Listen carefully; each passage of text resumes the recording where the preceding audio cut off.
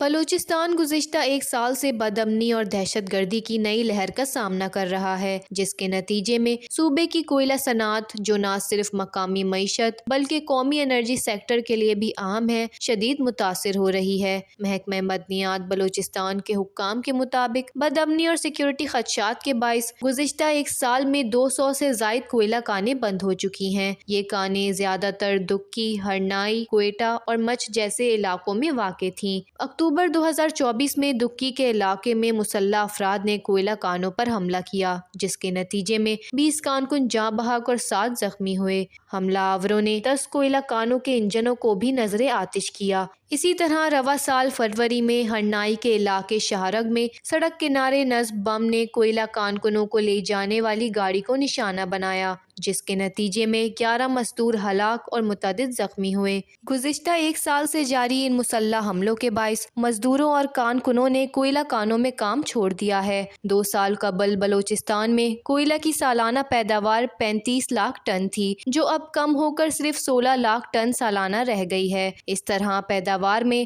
تقریباً 55% کمی واقع ہوئی۔ ملک کی دیگر انڈسٹریز، خاص طور پر سیمنٹ اور بجلی پیدا کرنے والے پلانٹس، جو بلوچستان کے کوئلہ پر انحصار کرتے تھے، اب دوسرے مہنگے ذرائع پر منتقل ہونے پر مجبور ہیں۔ دوسری جانب سیکیورٹی کی بگڑتی ہوئی صورتحال کے پیش نظر بلوچستان حکومت نے دکی میں کوئلہ کانوں کے تحفظ کے لیے 1000 سیکیورٹی اہلکاروں کو کانٹریکٹ پر بھرتی کرنے کا فیصلہ کیا ہے، تاکہ دوبارہ کانکنی کی سرگرمیوں کو بحال کیا جا سکے۔ وش نیوز، بلوچستان۔